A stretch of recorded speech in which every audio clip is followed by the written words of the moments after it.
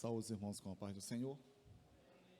Graças a Deus, irmãos, estamos aqui. O Senhor Deus nos concede mais uma oportunidade de estarmos aqui com saúde, vivos, para assim cultuarmos ao nosso Deus na beleza da sua santidade. Quando os irmãos chegaram, eu estava na portaria. Foi até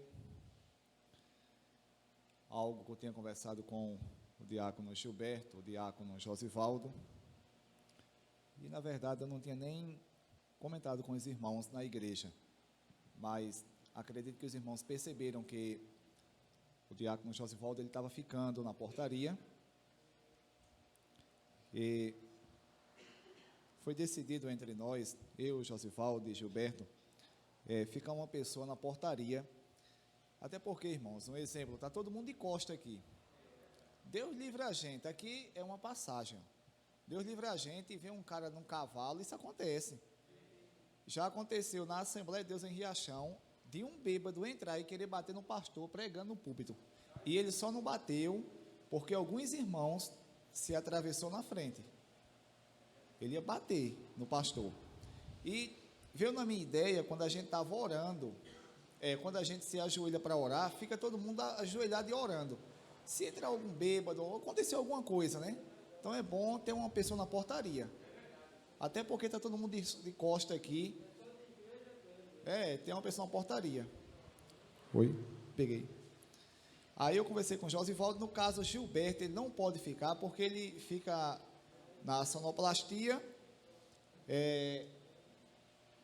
e Josivaldo fica assim, quando ele dirigir o culto, eu fico. Quando ele não dirigir o culto, ele fica na portaria. Até é bom, por chegar alguém assim, a pessoa receber a paz do Senhor, saúda com a paz do Senhor, tal. É muito bom, irmãos. E a gente tem que se prevenir, né? Então, sempre que os irmãos verem, eu vou estar, ou eu ou Josivaldo. Josivaldo, no caso, hoje não pôde vir, como o Gilberto já falou. Ele ligou para mim, ele falou que está gripado. Inclusive a irmã Paula e Nádia também está gripada. Aí eles resolveram não vir, por precaução. Os demais, vamos orar por eles, né, para que Deus possa rapidamente repreender esse mal, não seja nada além de um resfriado, e também possa proteger eles grandemente, e nós que estamos aqui. Irmãos, sem mais delongas, abram vossas Bíblias no Evangelho de nosso Senhor e Salvador Jesus Cristo, que segundo escreveu o apóstolo Mateus, capítulo 21.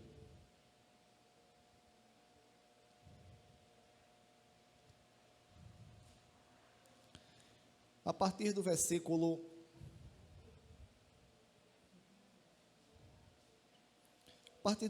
10. Irei expor hoje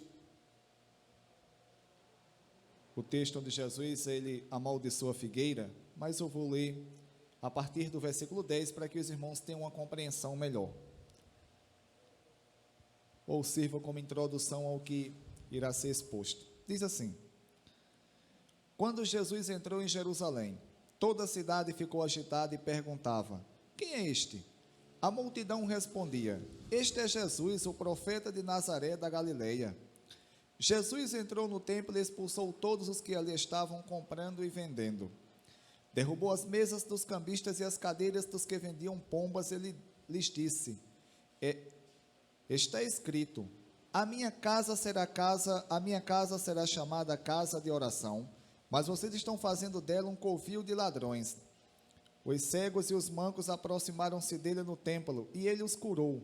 Mas quando os chefes dos sacerdotes e os mestres da lei viram as coisas maravilhosas que Jesus fazia, e as crianças gritando no templo: Hosana ao filho de Davi, ficaram indignados e lhe perguntaram: não está ouvindo o que estas crianças estão dizendo? Respondeu Jesus: sim.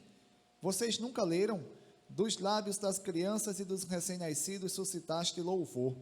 E deixando-o saiu da cidade para Betânia, onde passou a noite. De manhã cedo, quando voltava para a cidade, Jesus teve fome. Vendo uma figueira à beira do caminho, aproximou-se dela, mas nada encontrou, a não ser folhas. Então lhe disse: nunca mais dê frutos. Imediatamente a árvore secou. Ao verem isso, os discípulos ficaram espantados e perguntaram: como a figueira secou tão de repente? Jesus respondeu: eu asseguro que se vocês tiverem fé e não duvidarem, poderão não somente fazer o que foi feito à figueira, mas também a este monte: levante-se e atire-se no mar, e assim será feito. E tudo o que pedirem em oração, se crerem, vocês receberão. Oremos ao nosso Deus. Bendito Deus, eterno Pai, te louvo e te agradeço em nome do teu Filho amado, Jesus. Obrigado, Deus, pela saúde e pela paz, por estarmos aqui, por cada um que veio, Deus, até aqui hoje, cultuar o Senhor na beleza da sua santidade. Abençoa também aqueles que não vieram, que o Senhor possa fortalecer, encher com o seu poder, com a sua graça, para que assim, Deus, nós possamos fazer a tua vontade. Deus, obrigado pela tua palavra. Ilumina, Deus, a minha mente. Usa-me como um canal de transmissão da tua palavra.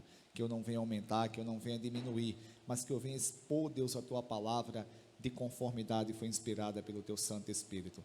Deus, em nome de Jesus, traz essa palavra a cada coração que aqui está, Deus, para que possamos aprender e crescermos na graça e no conhecimento do nosso Senhor e Salvador Jesus Cristo. Deus, a tua própria palavra nos ensina que por todas as coisas, Deus, foram criadas pela tua palavra.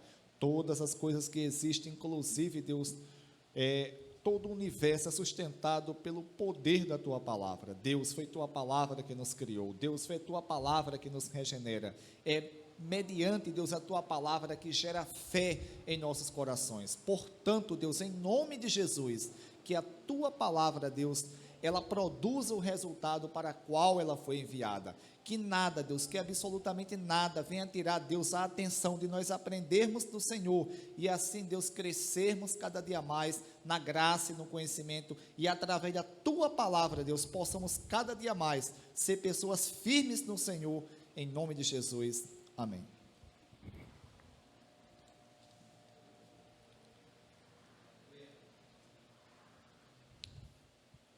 Glória a Deus. No último domingo, estudamos acerca da purificação do templo e aprendemos que Jesus, ele tinha entrado em Jerusalém em um domingo. Jesus, ele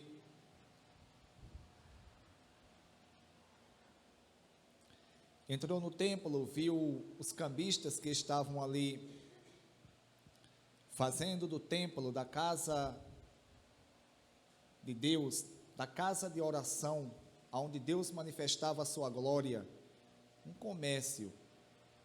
E Jesus, sendo o próprio Filho de Deus, sendo o Senhor do templo, como assim bem ensina o profeta Malaquias, Jesus, ele se indignou com a situação e acabou expulsando tanto os que vendiam como também os que compravam ali no templo.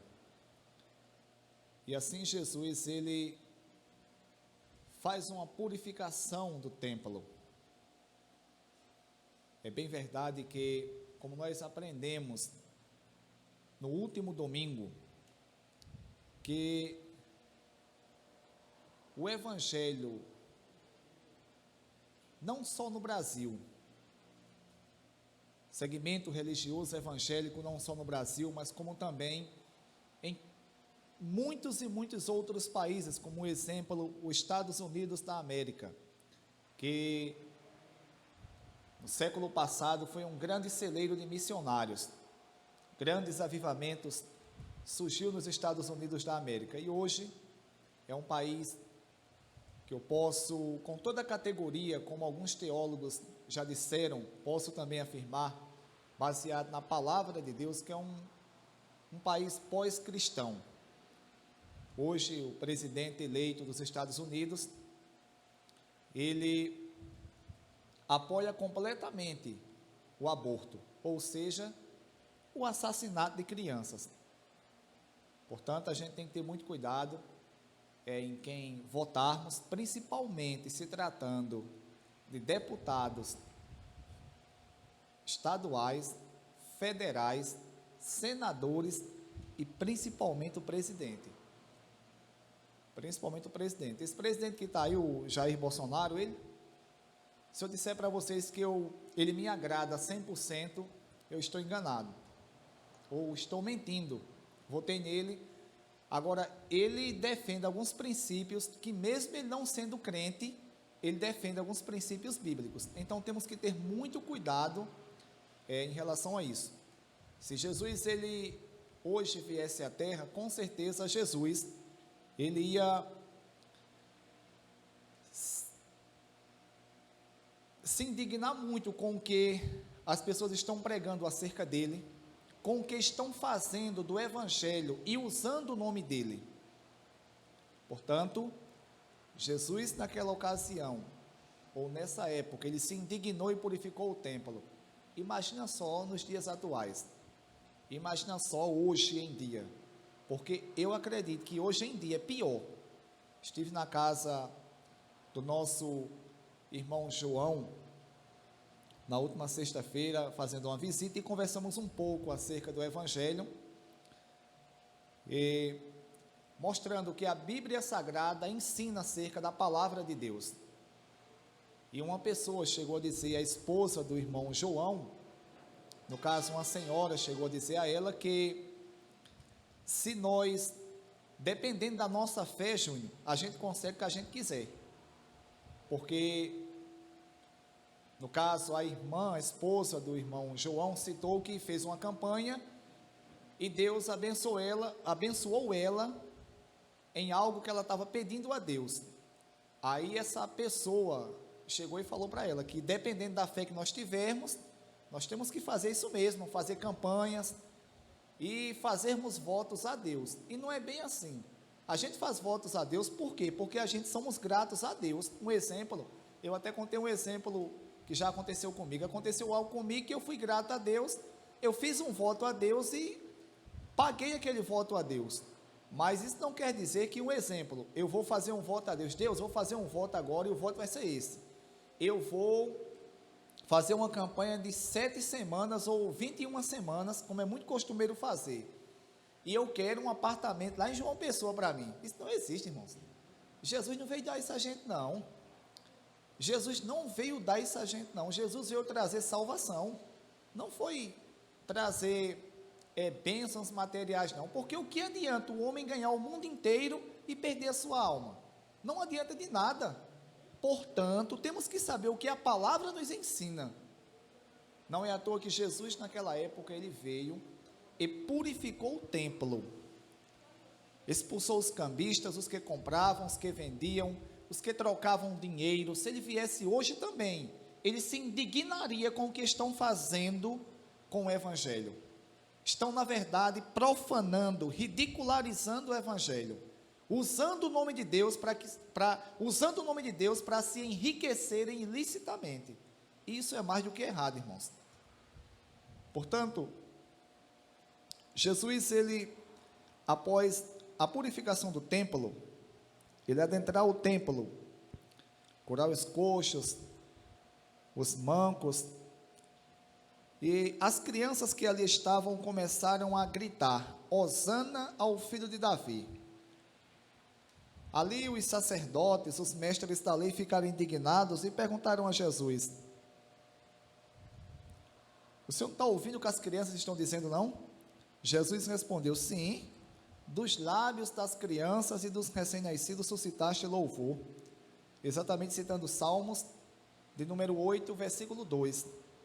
E diz o texto: deixando-os, saiu da cidade para Betânia, onde passou a noite.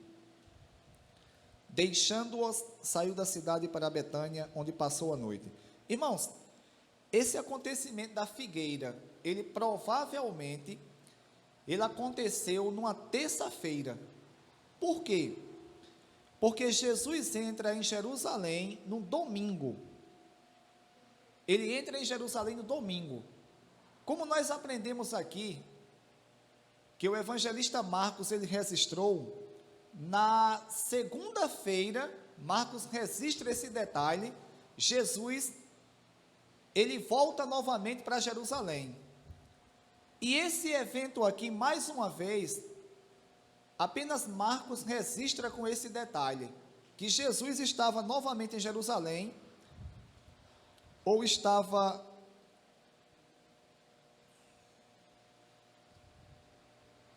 Jesus estava em Jerusalém e ele volta novamente, ou seja, isso aqui acontece numa segunda-feira, numa terça-feira. Abram aí as vossas Bíblias no Evangelho que segundo escreveu o evangelista Marcos, capítulo 11.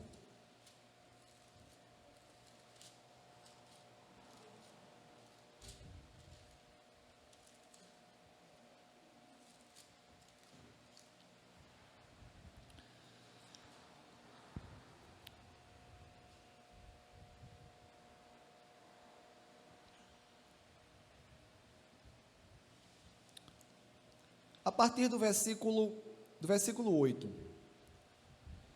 Muitos estenderam seus mantos pelo caminho, outros espalhavam ramos que haviam cortado nos campos, e os que iam adiante dele, os que o seguiam, gritavam: Hosana, bendito que vem em nome do Senhor, bendito é o rei vindouro de nosso pai Davi, Hosana nas alturas.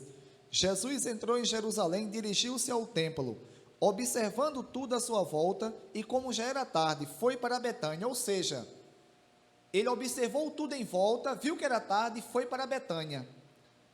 Aí, no dia seguinte, ou seja, na segunda-feira já, no dia seguinte, quando estava saindo de Betânia, Jesus teve fome. Olha, então esse acontecimento aqui, Marcos registra ele, cronologicamente, com todos os detalhes. No dia seguinte, Jesus entrou em Jerusalém, dirigiu-se ao templo, observou tudo em sua volta, e como já era tarde, foi para Betânia. No dia seguinte, quando estava saindo de Betânia, Jesus teve fome. Vendo à distância uma figueira com folhas, foi ver se encontraria nela algum fruto. Aproximou-se dela, nada encontrou, a não ser folhas, porque não era tempo de figos. Então lhe disse: ninguém mais coma do seu fruto. E os seus discípulos ouviram-no dizer isso. Chegando a Jerusalém, Jesus entrou no templo e ali começou a expulsar os que estavam comprando e vendendo. Derrubou as mesas dos cambistas e as cadeiras dos que vendiam pombas, e não permitia que ninguém carregasse mercadorias pelo templo. E ele lhes ensinava dizendo: não está escrito, a minha casa será chamada casa de oração para todos os povos, mas vocês fizeram dela um covil de ladrões. Os chefes dos sacerdotes e os mestres da lei ouviram essas palavras e começaram a procurar uma forma de matá-lo, pois o temiam, visto que toda a multidão estava maravilhada com o seu ensino. Ao cair da tarde, ele saiu da cidade. De manhã, ou seja, a figueira veio secar na terça-feira, ele amaldiçoou na segunda, e ela secou-se na terça-feira.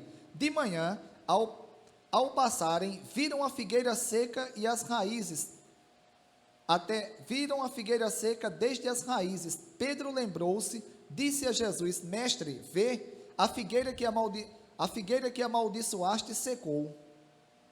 Então, ele amaldiçoou a figueira na segunda de manhã, na terça-feira foi que ela veio, eles notaram que ela tinha secado.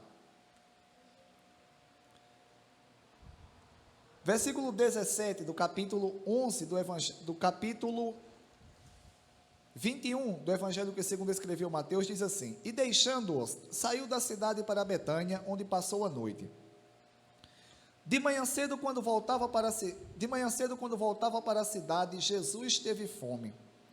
Vendo uma figueira à beira do caminho, aproximou-se dela, mas nada encontrou a não ser folhas. Então lhe disse: nunca mais dê frutos. Imediatamente a árvore secou. Irmãos, primeiro, o que a gente tem que entender nesse texto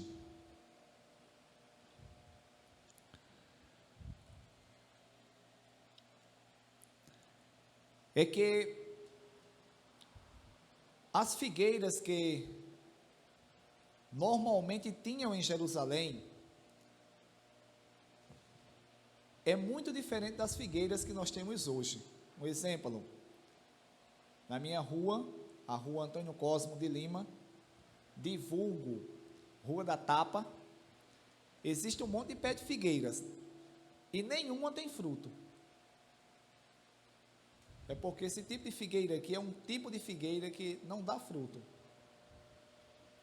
Ou pelo menos que sirva para alimento. Esse tipo de figueira que existia em Israel era um tipo de figueira que dava frutos e era usado esse fruto como alimento, porque era um fruto saboroso, um fruto que realmente era para se alimentar. Alguns estudiosos acreditam que essas figueiras de Israel, elas produziam frutos por quase 10 meses, ou davam seu fruto por quase 10 meses. E uma coisa que essa figueira, ela aparentou aqui, ou ela demonstrou, foi a questão dela estar cheia de folhas e não ter fruto. Porque esse tipo de figueira que existia em Israel, era um tipo de figueira que quando estava a árvore, a figueira estava cheia de folhas, comumente, normalmente, ela tinha fruto. Exemplo, se um israelita dos tempos bíblicos fosse passando por uma figueira dessa e observasse que a figueira não tinha nenhum fruto ou nenhuma folha, automaticamente eles vendo de longe, eles já observavam que aquela figueira ali, ela não tinha fruto algum. Porque esse tipo de figueira, eles botavam os seus frutos, ou davam seus frutos, exatamente quando tinham suas folhas. Se um israelita fosse passando pelo caminho e visse à distância, um exemplo, daqui para a casa do irmão Marcelo, desce para avistar uma figueira, e visse que aquela figueira estava cheia de fruto, de folhas, automaticamente, se ele tivesse com vontade de pegar algum fruto, ele ia diretamente lá naquele pé de figueira, porque ele ia saber, ia ter a certeza, como tinha folhas, que ia ter fruto também. E essa figueira aqui, ela tinha folhas, mas não tinha frutos. Aí nós começamos já a ter uma ideia de o porquê Jesus amaldiçoou aquela figueira. Irmãos, a gente sabe que o contexto dessa perícope que estamos estudando hoje, o contexto é os versículos anteriores e posteriores.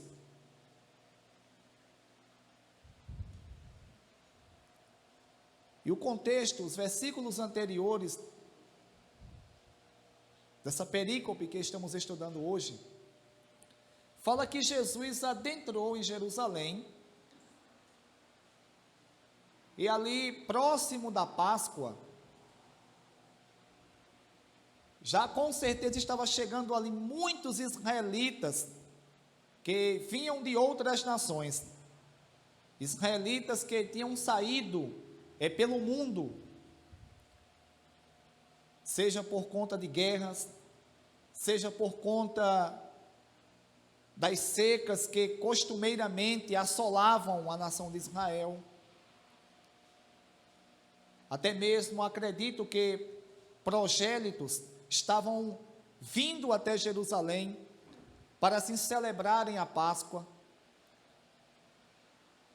O que são prosélitos?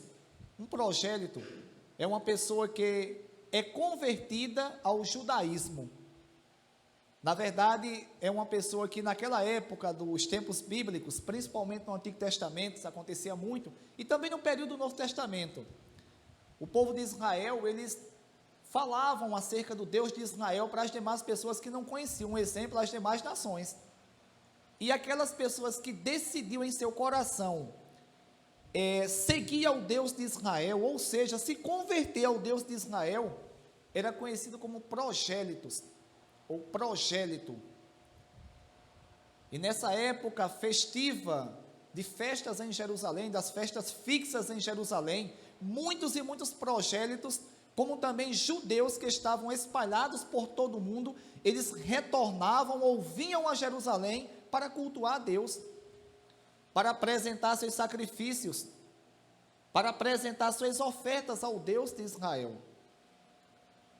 E nós bem sabemos que Jesus entra triunfalmente em Jerusalém, adentra o templo, poucos dias antes da festa da Páscoa, ela ser realizada.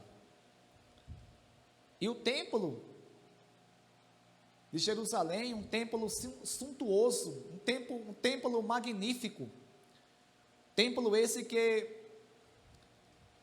Herodes o Grande gastou, se eu não me engano, 42 anos para embelezar o templo, para reformar o templo. Um escritor judeu chamado Flávio Joséfo, esse homem ele nasceu no ano 37 da era cristã, ou seja, no ano 37 da nossa era. Ele era fariseu, filho de fariseu. Ele tem uma obra escrita dele chamada História dos Hebreus, que é mais ou menos dessa grossura aqui. Ele escreve desde Abraão até a destruição do templo de Jerusalém em 70. Ele diz que esse templo de Jerusalém, ele depois da reforma de Herodes o Grande, ele foi banhado de ouro por fora. Ele disse que na hora que o sol estava em seu pleno vigor, disse que a pessoa dava para avistar o brilho do ouro, o sol refletindo no brilho do ouro de longe. Era magnífico, era uma coisa linda demais. Não é à toa que os discípulos, eles começaram a conversar com Jesus e disseram: mestre, visse as estruturas do templo. Jesus falou: não vai ficar aqui pedra sobre pedra, pedra sobre pedra que não será derrubada. Irmãos, Jesus nesse texto, ele quis nos trazer uma lição, na verdade trazer uma lição para o povo de Israel, acerca da hipocrisia que reinava em Israel naquela época. A religiosidade de Israel era tremenda, o povo estava abusando da boa vontade do nosso Deus. Aparentemente Israel era uma nação, na época do Novo Testamento, na época de Jesus, uma nação que adorava a Deus na beleza da sua santidade com todo o seu vigor. E a gente bem sabe que não era assim. Existia sempre existia um remanescente em Israel. Mas a hipocrisia, irmãos, era tremenda, como vimos no último domingo. E iremos ver ainda mais e mais quando chegarmos ao capítulo 23 de Mateus, onde Jesus lança na cara dos sacerdotes, dos fariseus, dos escribas, dos saduceus, a hipocrisia religiosa que aquelas pessoas tinham, o fingimento, demonstrando ser uma coisa e sendo algo ou sendo outra completamente diferente. Aquele povo estava exatamente como essa figueira. Aparentemente, o povo de Israel estava em plena comunhão com Deus. Templo lotado, os sacerdotes com suas roupas esplêndidas, magníficas, o povo trazendo suas ofertas, mas rejeitaram o Messias, rejeitaram o próprio Filho de Deus, o próprio Jesus. Essa nação foi destruída, como iremos ver de agora em diante, porque essa nação, essa geração de Israel, ou esse povo que rejeitou a Jesus, toda essa nação, aquele templo tão magnífico, nessa mesma era aqui, nessa mesma época, com poucos anos depois, no ano 70, foi destruído o templo, e muitos judeus, irmãos, foram mortos, consequência, irmãos, da desobediência a Deus, da rejeição do seu Messias, da rejeição do seu Salvador, e depois se rebelaram contra Roma, e Deus permitiu o Império Romano, o general Tito, adentrar em Jerusalém, destruir o templo, e matar muitas e muitas pessoas, por conta da hipocrisia. Jesus, irmãos, ao sair ali do templo, ele de manhã cedo, como diz o texto, de manhã cedo, quando voltava para a cidade, Jesus teve fome. Vendo uma figueira à beira do caminho, aproximou-se dela, mas nada encontrou, a não ser folhas. Então lhe disse: nunca mais dê frutos. Imediatamente a árvore secou. Irmãos, Jesus, ele sabia que essa figueira não tinha fruto. No caso, os discípulos não sabiam não, porque eles viram a figueira um pouco de longe. Jesus sabia porque ele é onisciente, ele tem ciência de todas as coisas, ele sabia. Jesus, ele se aproximou com os discípulos, exatamente para mostrar aos discípulos que aquela figueira aparentava dar fruto, mas aparentava por conta de suas folhas, de sua beleza. No entanto, irmãos, aquela figueira não tinha fruto algum. Era uma figueira que não dava fruto. Da mesma forma, irmãos, era o povo de Israel, era essa verdade que Jesus queria ensinar. O povo de Israel aparentava, Gilberto, dar fruto, aparentava servir a Deus. O legalismo tinha tomado conta de Israel. Aparentavam ser pessoas piedosas, pessoas que realmente serviam a Deus, pessoas que realmente se dedicavam a Deus. Irmãos, a gente sabe que apenas um pequeno remanescente realmente fazia isso e reconheceu Jesus como Messias. Não está diferente hoje, irmãos. Nós temos também que ter muito cuidado com a nossa religiosidade, com o tipo de cristianismo que estamos vivendo. A gente não pode viver de qualquer forma, não. Eu não posso chegar aqui, pregar, aparentemente ser uma pessoa piedosa, uma pessoa, não sei o quê. Irmãos, quer ver gente humilde? Quer ver gente humilde? Veja pregando, veja cantando, veja dirigindo culto, veja na igreja. E quando sai para fora, eu já ouvi, irmãos, inúmeras barbaridades acerca do que é ser uma pessoa que realmente serve a Deus. Eu já ouvi que, inclusive, algumas pessoas não me davam a paz do Senhor e não dão a quem vê outra pessoa de short na rua. Porque eles dizem que se tiver de short, não é crente. Ou então uma mulher que tiver de calça, não é crente. Eles não sabem, essas pessoas que fazem isso, não sabem nem aquele significado. Se eu não me engano, é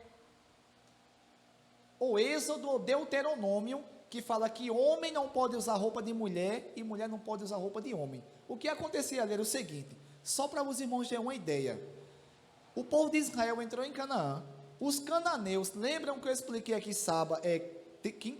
quarta-feira, que os cananeus, eles praticavam atos sexuais no culto. O que é que eles faziam? A homossexualidade e a prostituição era tão grande que para se excitarem, as mulheres colocavam roupa de homem e os homens colocavam roupa de mulher, porque existia um grande número de homossexuais na época.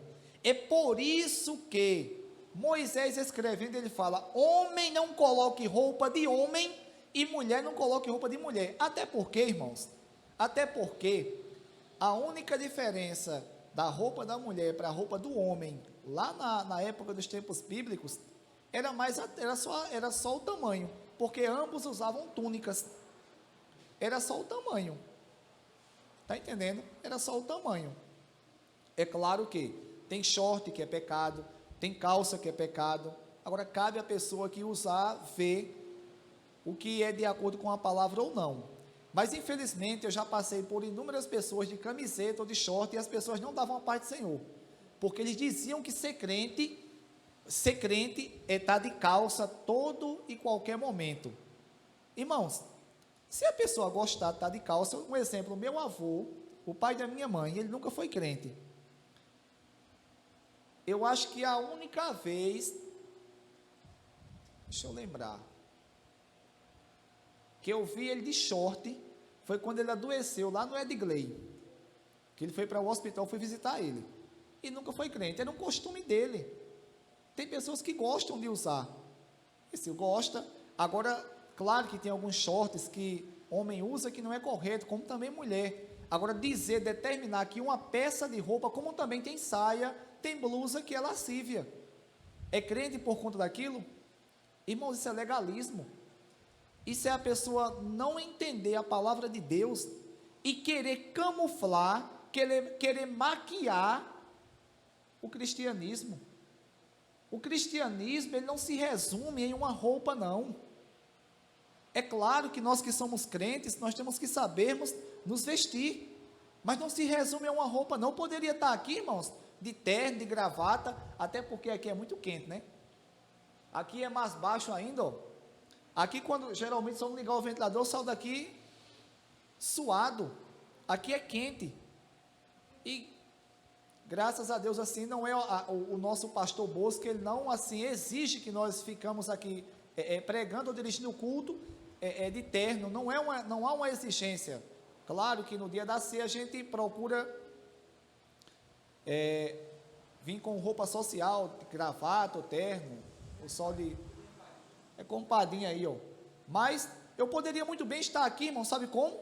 De terno, de gravata, todo ajeitado aqui, todo coberto e santarrão, e para cá e para lá, e eu ser um mentiroso, e eu ser um mau caráter, e como foi comentado muito na casa do nosso irmão João, sexta-feira, eu ser uma pessoa que use o evangelho para me enriquecer ilicitamente. Eu poderia ser uma pessoa enganador, eu poderia ser uma pessoa mau caráter, da pior forma que vocês pensassem, mas estou aqui de terno, estou aqui maquiando o evangelho, e o evangelho não se resume a isso não. Aparentemente, né, demonstrava piedade, mas negava a sua eficiência pelos seus atos. Aparentemente era uma pessoa que dava fruto, era uma pessoa que andava de conformidade à palavra de Deus. É uma pessoa, está vendo, irmão Romualdo, é um cara que aí é crente, viu? Aí é crente, viu? Eu nunca vi tão crente desse jeito, porque olha a forma que ele anda. Mas só que meu coração completamente afastado de Deus. Irmãos, isso não pode acontecer de forma alguma. Isso não pode acontecer. É claro que nós somos pecadores, é claro que nós somos falhos, é claro que nós erramos. Eu já pequei inúmeras vezes antes de chegar até aqui, infelizmente, irmãos. Eu queria chegar até aqui pregando a palavra sem ter pecado, mas eu não consigo. Essa natureza maldita que nós herdamos de Adão, ela nos impulsiona a pecarmos a todo e qualquer momento, e temos que pedir misericórdia a Deus, para que Deus nos dê graça, nos dê poder, nos transforme a cada momento, e nós venhamos crescer na graça, no conhecimento, e cada dia mais em santidade, para obedecermos a Ele. Mas infelizmente, irmão, a gente peca. Agora, o que não pode acontecer, irmãos, é nós aparentarmos sermos uma coisa e sermos outra completamente diferente. Chegarmos aqui, pregarmos, cantarmos, ou sentarmos aqui, cultuarmos, e aquela alegria toda, glorificarmos, evangelizarmos, estarmos sempre na casa dos irmãos, e o nosso coração completamente afastado de Deus. O nosso coração, um coração antropocêntrico, aonde o nosso ser, aonde eu estou em primeiro lugar em todas as coisas, aonde em primeiro lugar eu, em segundo eu, em terceiro eu, em quarto eu, em quinto eu e sempre eu. Não, irmãos. É como aqui a pastora Sara, ela cantou aqui, irmãos, estou brincando, nem desse termo eu gosto, irmão, nem desse termo eu gosto. É como aqui a irmã Sara cantou, a jovem Sara, porque dele e para ele são todas as coisas, irmãos, porque dele e para ele são todas as coisas, e quão insondáveis são os seus conhecimentos. Irmãos, nós somos pó, nós somos cinzas, nós somos criaturas, nossas obras são pior do que trapo de imundícias, nós não servíamos para nada, e até hoje não servimos para nada. Agora Deus não amou o mundo de uma tal maneira, que Ele enviou o seu Filho Jesus Cristo para nos resgatar do inferno, da condenação eterna, e temos a obrigação de glorificarmos, de exaltarmos, de proclamarmos, de falarmos desse Deus em todo e qualquer momento da nossa vida. Temos, irmãos, imagina só, irmãos, o que nós éramos, eu vinha conversando com a irmã Josélia, quando vinha trazendo ela, irmãos, olha que loucura veio na minha mente, que eu já fiz. Eu perguntei, irmão, eita, agora veio um som no Anassés, irmão Antônio, o senhor morava no Rio de Janeiro? Ele falou, eu morava em Nova Iguaçu. Aí ele falou o bairro que ele morava, eu não tinha lembrança do bairro mais, mas eu falei, é perto da Posse? Ele falou, a Posse, irmão, é muito conhecida, tem um hospital da Posse, tem a estrada da Posse, no Rio de Janeiro. Quem for no Rio de Janeiro e não conhecer a estrada da Posse, o hospital da Posse, no caso em Nova Iguaçu, que é uma cidade na região metropolitana do Rio, não conhece nada. Aí eu falei que lá em Nova Iguaçu, que Nova Iguaçu é uma cidade do interior do Rio, só que é como um exemplo, Santa Rita e João Pessoa, está ali na região metropolitana, são pegados. Aí eu conversando com o irmão Antônio, aí eu falei assim, tem um lugar chamado Riachão, lá em Nova Iguaçu. Aí a irmã Josélia falou, Aí eu falei, é perto do Morro Agudo. Ela falou, não é Morro Agudo não, Romualdo, é Morro Azul. Aí eu lembrei de uma loucura que um dia eu fiz. Olha o que é um homem pecador, irmãos, olha o que nós éramos. Eu trabalhava numa empresa, e nessa empresa trabalhava um monte de cara de Nova Iguaçu, e eu peguei amizade com todos. Eu sempre fui muito de pegar amizade com o pessoal, e na época eu tinha 17 anos, eu fui com 16, eu tinha 17 anos, eu peguei amizade com um rapaz chamado Márcio, acho que ele tinha, 33 anos na época, ele já tinha sido casado, tinha separado, ele gostava muito de ir para a festa. Aí ele falou, ele chamava de Rômulo, vamos marcar um dia para a gente beber. Eu disse, bora, o dia que você quiser. Eu gostava. Ele falou, uma sexta-feira, o que é que a gente faz? Você traz a sua roupa para a empresa, quando a gente acabar o expediente, você toma banho na empresa, a gente toma banho, já vai trocar de roupa para a minha casa. Na época ele morava com a mãe dele, de lá em Nova Iguaçu, de lá a gente vai sair para beber, isso está certo. Aí eu peguei e fiz isso, eu acho que eu nem comuniquei a Ronaldo, meu irmão, que eu já morava na casa da minha tia. Aí a gente chegou lá, eu não lembro se a gente jantou, eu sei que a gente já chegou já. Aí, com pouco tempo, eu conheci a mãe dele, a gente foi para o shopping Nova Iguaçu, que tem uma festa lá no shopping. Aí do shopping a gente começou a beber, 10 horas o shopping fechava. Isso eu já estava bebão, que eu não sabia nem onde eu estava mais. Aí ele falou, Rômulo, tem um forró agora lá no Morro Azul, vamos. Eu falei, onde é isso? Ele falou assim, queria saber não, vamos embora. A gente pegou, foi. Irmãos, quando eu cheguei lá, Morro Agudo. Eu cheguei lá, eu fiquei olhando assim, meu Deus, o que é que eu estou fazendo aqui? Comecei a beber. Resumindo a história, eu não sei nem direito como é que a gente chegou em casa. Eu não sei nem direito, ia dando umas confusões lá, confusão. Eu sei que a gente chegou na casa dele, só deu tempo eu me deitar um pouquinho assim, quando eu olhei o dia amanheceu, a gente foi para a empresa trabalhar de novo. Dor de cabeça, dor em todo canto, irmãos. Irmãos, isso era o que a gente era, irmãos. Escravo do diabo.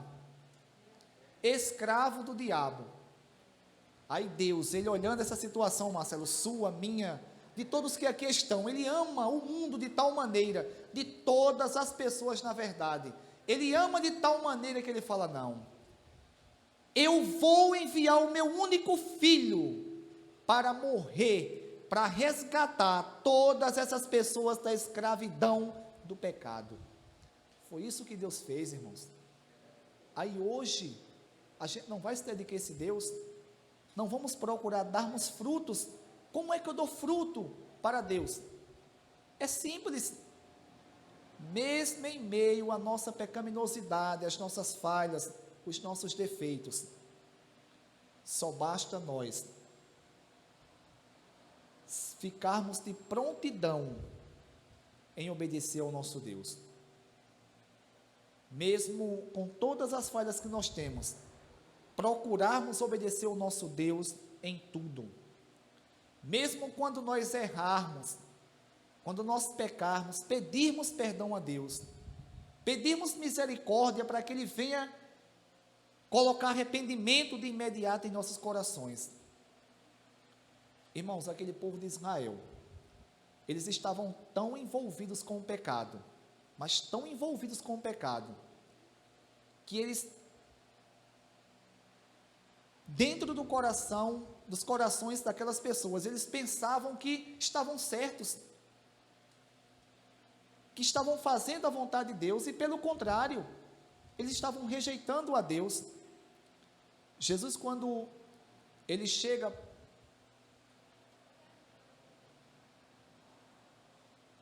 perante essa figueira, que vê-la sem frutos, cheia de folhas, aparentava ali ser alguma coisa, ou ser uma figueira frutífera, Jesus a amaldiçoou, irmãos. Estava aqui Jesus, demonstrando que Israel um dia ia ser castigado por ter rejeitado o Messias, rejeitado o Filho de Deus que veio salvá-los, e aparentava a Israel dar frutos. Nunca mais ter frutos.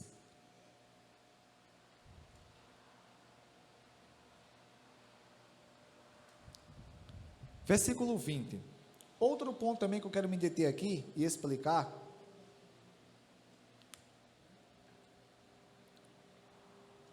Até porque é muito controverso no meio evangélico. Versículo 20. Ao verem isso, os discípulos ficaram espantados e perguntaram: uma figueira secou tão depressa? Jesus respondeu: eu asseguro, se vocês tiverem fé e não duvidarem, poderão fazer não somente o que foi feito à figueira, mas também dizer a este monte: levante-se e atire-se ao mar, e assim será feito. Os discípulos, eles ficaram ali impressionados com aquela figueira ter secado, que na verdade, como lemos em Marcos, ele registra esse detalhe, ele diz que aquela figueira, eles perceberam, os apóstolos perceberam que ela secou, exatamente no outro dia, quando eles passaram novamente ali, e os discípulos ficaram impressionados com o poder de Jesus, que ao amaldiçoar, aquela figueira secou. Jesus, ele olha para os discípulos e, respondendo a pergunta dos discípulos, ele diz: eu asseguro que se vocês tiverem fé e não duvidarem, poderão fazer não somente o que foi feito à figueira, mas também diz este monte: levante-se e atire-se ao mar. O que é que Jesus quis ensinar aqui? Jesus quis ensinar aqui aos apóstolos que se os apóstolos tiverem confiança nele, isso que foi feito à figueira por Jesus, será uma coisa ainda pequena, em relação ao que os apóstolos poderão fazer. Até mesmo, Jesus usa aqui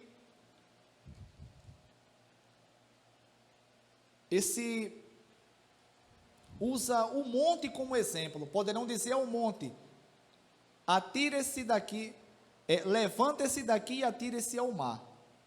Na verdade, Jesus quis ensinar que se eles confiarem nele, coisas muito maiores eles fariam no nome de Jesus. Como na verdade fizeram, né? Porque o que é uma figueira secar em comparação a uma pessoa que ressuscitou dos mortos? E Pedro fez pessoas ressuscitarem dos mortos. O apóstolo Paulo fez pessoas ressuscitarem dos mortos.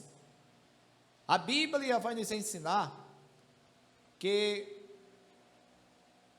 até os aventais, se eu não me engano, de Paulo, se eu estiver errado, os irmãos aqui podem me corrigir. Os aventais de Paulo, eles curavam. A sombra de Pedro curava. Exemplo, as pessoas ficavam ao redor de Pedro e provavelmente não podiam se aproximar, e a sombra de Pedro curavam, porque as pessoas tinham confiança que Pedro, ele tinha autoridade concedida por Jesus para realizar milagre no poder de Jesus, mediante o Espírito Santo. Então, coisas maiores, e eles confiaram. É isso que Jesus quis ensinar. É isso que Jesus quis ensinar. Irmãos, uma coisa que eu quero que os irmãos aprendam é que essa autoridade Jesus nos concedeu. Um exemplo, existe no meio evangélico e entre os cristãos, entre o cristianismo sadio, entre as igrejas que são autenticamente cristãs, existem dois pensamentos acerca dos dons espirituais.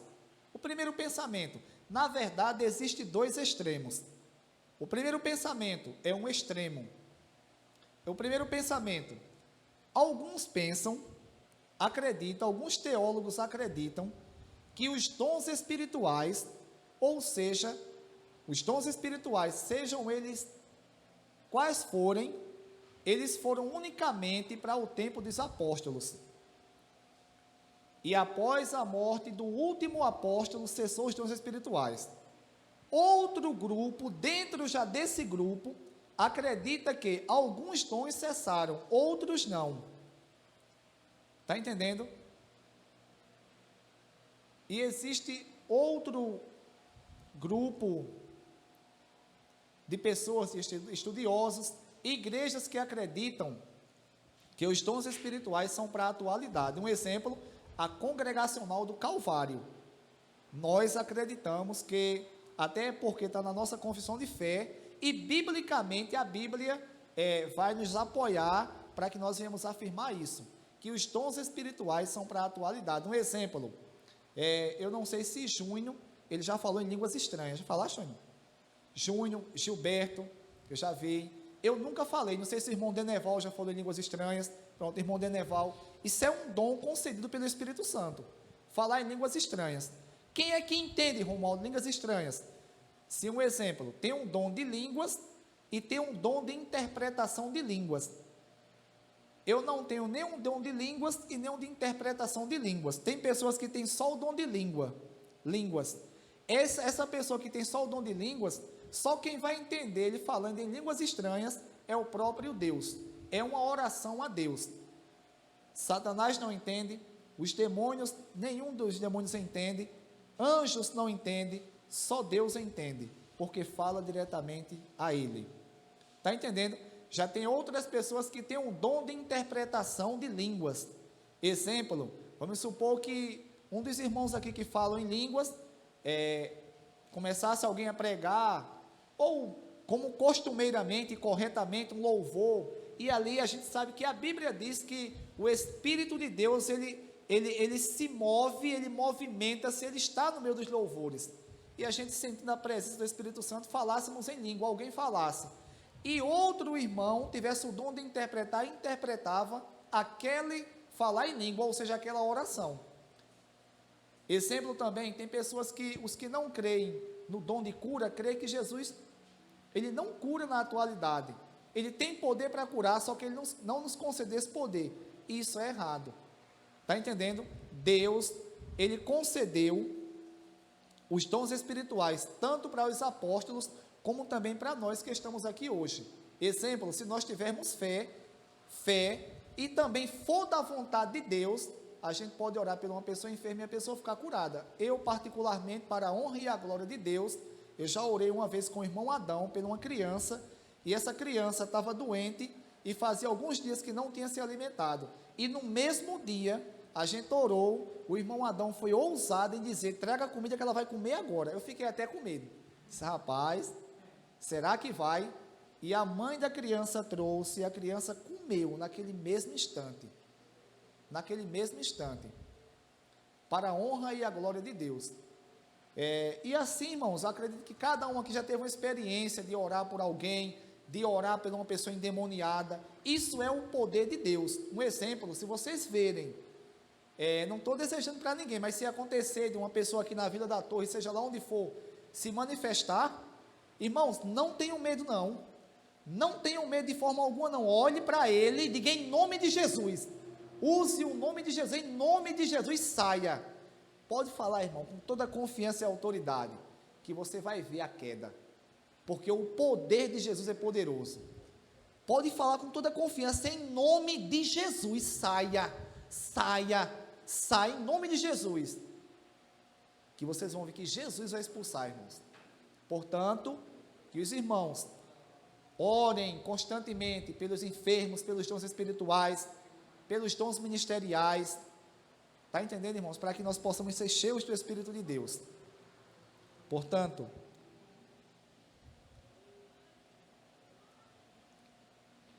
o que Jesus quis ensinar aqui foi isso, que se eles tiverem fé, confiança em Jesus, farão milagres muito maiores. Jesus respondeu, eu asseguro que se vocês tiverem fé e não duvidarem, poderão fazer não somente o que foi feito à figueira, mas também dizer a este monte, levanta-se e atira-se no mar, e assim será feito. Irmão, a controvérsia está toda aqui nesse versículo agora, versículo 22, que alguns fazem na verdade. E tudo o que pedirem em oração, se crerem, vocês receberão. O que é que o versículo diz? E tudo, o próprio Jesus disse, e tudo o que pedirem em oração, se crerem, vocês receberão. Uma coisa que nós temos que aprender é que a Bíblia Sagrada, ela foi escrita para que nós venhamos aprender acerca de Deus. Quem é Deus? Quem é a humanidade? Como fomos criados? O que aconteceu com a criação? Qual é o plano de Deus para a criação? Ou seja, irmãos, todo o plano de Deus para a humanidade está aqui. Portanto, o melhor intérprete para a Bíblia, é a própria Bíblia Sagrada. A gente não pode jamais, em momento algum, interpretarmos um versículo unicamente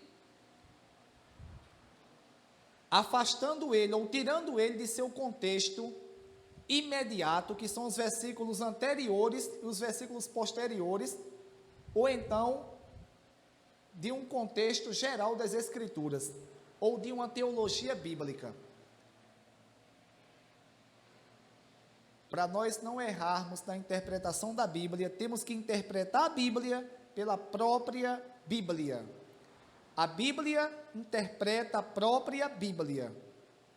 Um exemplo, muitas pessoas usam esse versículo aqui, porque na verdade Jesus está falando aqui de confiança nele e o poder que ele nos concede para nós orarmos e fazermos coisas muito maiores do que o que foi feito nessa figueira. E o próprio Jesus diz: e tudo que pedirem em oração, se crerem, vocês receberão. Muita gente usa esse versículo aqui para dizer que tudo aquilo que nós pedirmos em oração tem que ser feito. E não é bem assim. Jesus, ele falou claramente aqui, correto, tudo o que pedirem em oração, mas temos que ver o contexto. O contexto aqui é o quê? O contexto aqui se refere a algo que Jesus fez e que é da vontade de Deus. Está entendendo? E Jesus, ele claramente vai dizer que se nós tivermos confiança nele, nós iremos fazer coisas maiores. Aí ele fala, diante desse contexto, o que vocês pedirem em oração, aí será feito. Diante desse contexto que está dentro da vontade de Deus. Que está dentro da vontade de Deus. Porque um exemplo, eu, particularmente, eu já fiz muitas e muitas orações. Até mesmo subi um monte muitas e muitas vezes, pedindo algo em oração, em campanhas de oração, e não recebi. Por que eu não recebi? Porque não era da vontade de Deus. E hoje eu entendo que se eu tivesse tido aquilo naquele momento, não tinha sido bom para mim. Foi por isso que Deus não concedeu. Portanto, que os irmãos entendam claramente. Jesus está falando aqui, em relação à figueira que ele amaldiçoou, e que foi da vontade de Deus, porque o Jesus é o próprio Deus Filho. Os discípulos se admiraram, ficaram ali admirados. Aí Jesus olha para eles e fala assim, se vocês tiverem fé e não duvidarem no coração, farão coisas maiores. Coisas maiores. Então, diante desse contexto, dentro de uma obediência a Deus, dentro da vontade dele, tudo que nós pedimos em oração, se crermos, aí será feito. Agora, se for da vontade de Deus, porque se nós pedirmos algo em oração e crermos e acreditarmos, se não for da vontade de Deus, a gente pode ter certeza que Deus não vai realizar. Deus só realiza aquilo que vai glorificar o nome dele. Abram aí, Evangelho de nosso Senhor e Salvador Jesus Cristo, que segundo escreveu o apóstolo João, capítulo 15,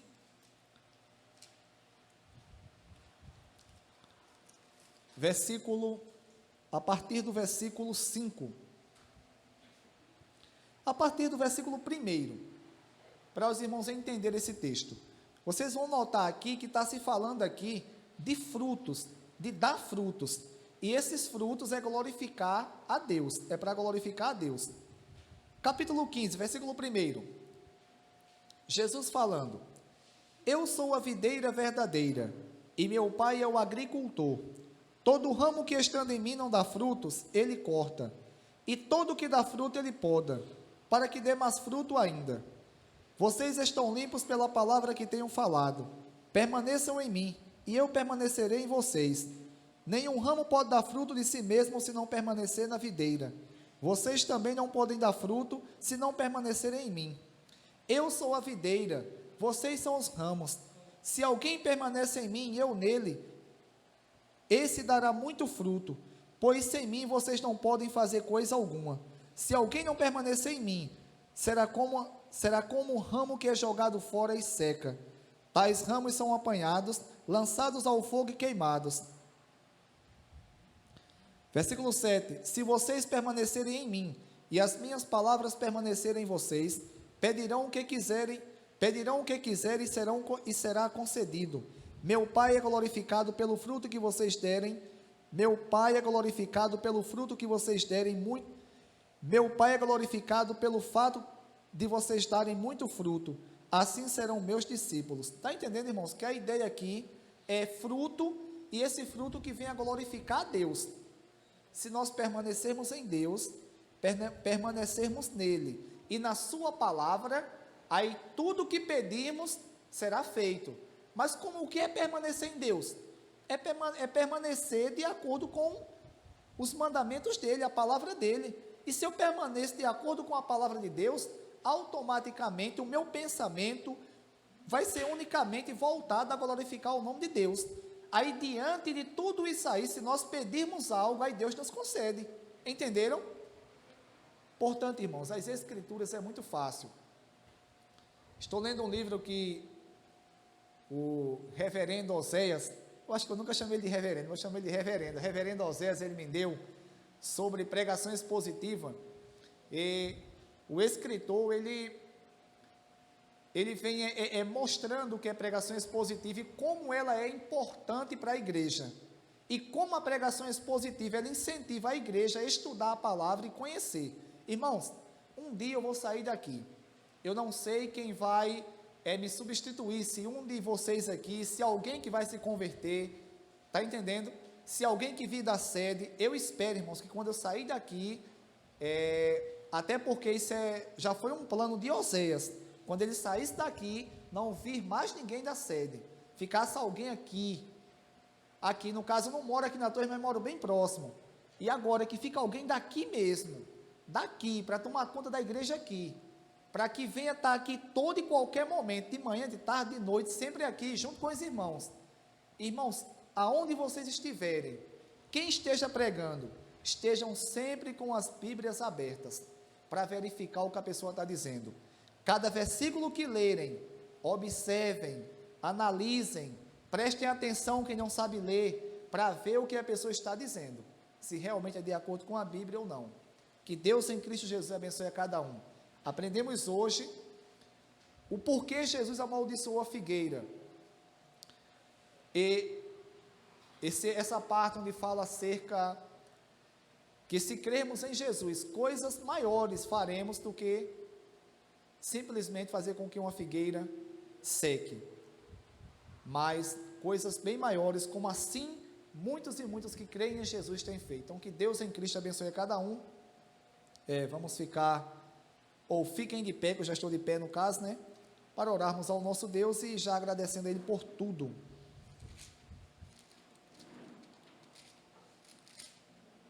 Oremos ao nosso Deus. Bendito Deus, eterno e poderoso Pai, eu sou grato ao Senhor Deus, por mais uma vez o Senhor nos conceder esse privilégio de estarmos aqui, para assim cultuarmos ao Senhor. Santo Deus, em nome do Teu Filho amado Jesus Cristo, eu peço que o Senhor aplique as Suas palavras aos nossos corações. Deus, que nós venhamos cada dia mais termos o desejo de obedecermos ao Senhor, de vivermos, Deus, de conformidade à Tua palavra. Deus, que nós não venhamos, Deus, só como aquelas pessoas de Israel, que muitas e muitas e muitas daquelas pessoas ali, Deus, se perderam, porque simplesmente, Deus, eles não acreditaram em Jesus, ou até mesmo, Deus, viviam ali, até mesmo ao redor de Jesus, seguindo Ele, mas não queria realmente se dedicar a Ele, aparentava ser uma coisa, era outra coisa completamente diferente. Santo Deus, nos enche com o Teu poder, com a Tua graça, nos dá, Deus, uma semana abençoada, nos faz tomar as decisões corretas, nos enche com a Tua graça, Deus. Deus abençoa cada um que está aqui, abençoa cada um que não veio, Deus abençoa a irmã Elizabeth, abençoa a Ângela, abençoa Roberto, da Guia, abençoa Josivaldo, toda a sua família, abençoa cada pessoa, Deus, que está sempre aqui conosco, que hoje não veio, não pôde vir, que o Senhor possa conceder força, conceder vigor, se estiver enfermo, que seja repreendido em nome de Jesus, Deus, e abençoa também os que aqui estão, fortalece, dá-nos força, Deus, nos guia para assim fazermos a vontade do Senhor. Assim te peço e te agradeço em nome de Jesus, amém. Irmão, façam assim com as vossas mãos. O Senhor te abençoe e te guarde, o Senhor faça resplandecer o seu rosto sobre ti, e te conceda graça, o Senhor volte para ti o seu rosto e te dê paz, em nome de Jesus, amém. Irmãos,